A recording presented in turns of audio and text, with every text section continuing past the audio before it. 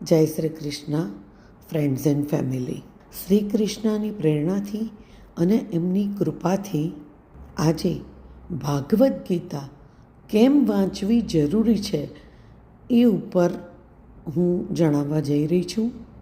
બધા જ લોકો સરળતાથી સમજી શકે એવો પ્રયત્ન કરું છું. સૌ પ્રથમ ભાગવત એ સ્વયં શ્રી કૃષ્ણ દ્વારા અપાયેલું જ્ઞાન છે, સંપૂર્ણ માનવ સંસ્કૃતિના કલ્યાણ માટે. જીવ જુદી જુદી યોનિમાંથી આગળ વધીને છેલ્લે માનવ યોનિમાં જન્મ લે છે, ત્યારે એના આત્માનું લેવલ ઘણું અપ આવી ગયું હોય છે, પણ એ માનવ જીવનમાં પણ એના કરતાં પણ વધુ લેવલ અપ લાવવા માટે ગીતાના જ્ઞાનની એટલી જ જરૂર છે. મનુષ્યનો અવતાર મળે છે ત્યારે આપણે મનુષ્ય જીવનમાં જન્મો જન્મથી જે ખોટા કર્મો કર્યા હોય છે, જે ખોટી ભૂલો કરી હોય છે, એનો ભોગવટો ભોગવવા આવીએ છીએ આપણે અહીંયા, અને એમાંથી લેસન લેવા આવીએ છીએ. લેસન લઈને પરીક્ષા પાસ કરવા આવીએ છીએ, અને પાસ થઈને આપણો આત્મા આગળના ધોરણમાં પ્રવેશ કરે છે. આ ધરતી ઉપર જ્યારે આપણે સ્કૂલમાં ભણીએ છીએ ત્યારે એક ક્લાસ ભણી અને એક્ઝામ આપીને આગળ જઈએ છીએ. બસ એવું જ મનુષ્યના જીવનમાં છે. આપણે પણ એક એક્ઝામ આપીને એક ક્લાસ પૂરો કરીને આપણા આત્માને આગળના લેવલમાં લઈ જવાની હોય છે.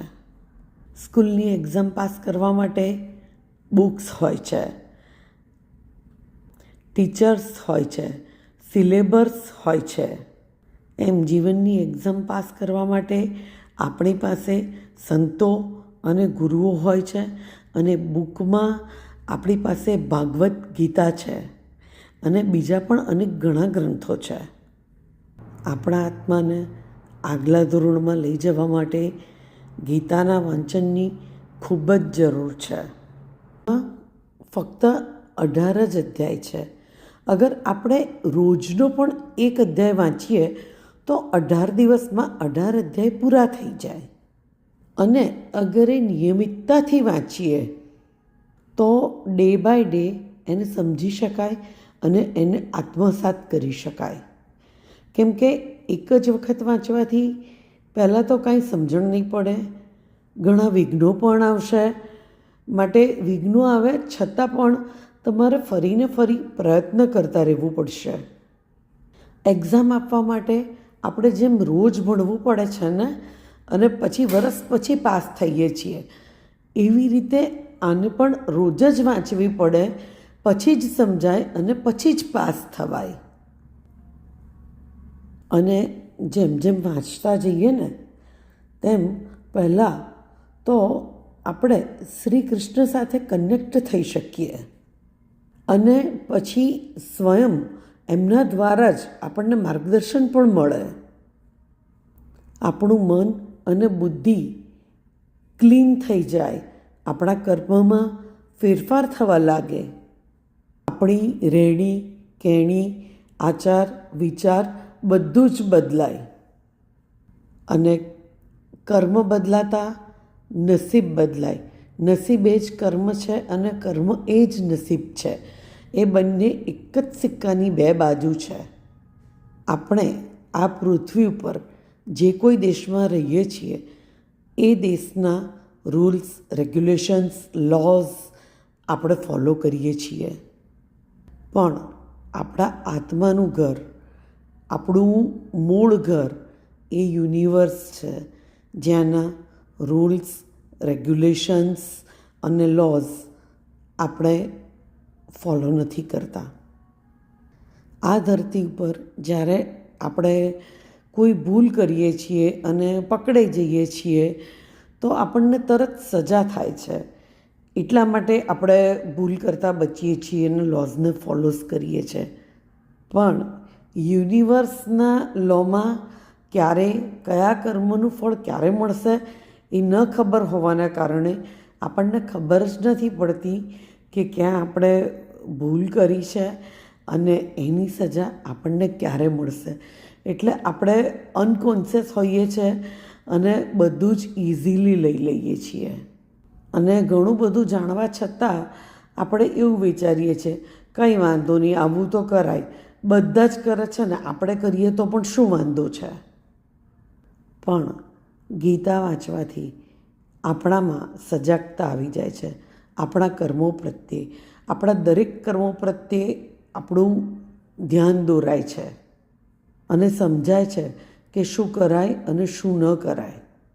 નાના બાળકોને જો નાનપણથી જ ગીતાનું અધ્યયન કરાવવામાં આવે તો તેમનું આખું જીવન સુધરી જાય છે. આપણે ક્યારે પણ એમની ચિંતા ન કરવી પડે. ભવિષ્યની નવી સારી પેઢી તૈયાર થાય.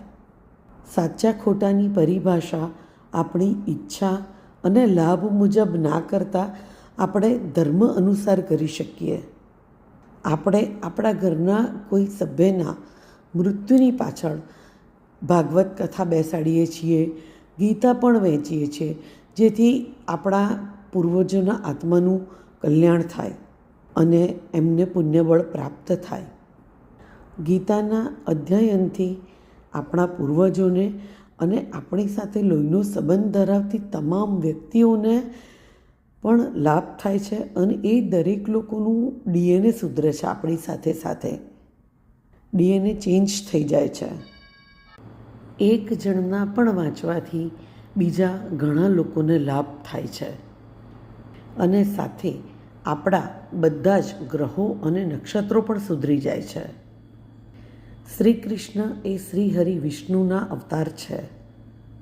એટલે જ્યારે એમની કૃપા થાય છે ત્યારે લક્ષ્મીની કૃપા આપોઆપ થાય છે અને આર્થિક સિદ્ધરતા પણ પ્રાપ્ત થાય છે.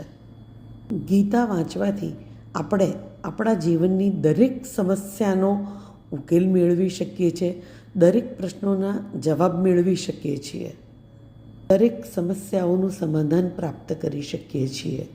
આત્મિક અને માનસિક બળ પ્રાપ્ત થાય છે.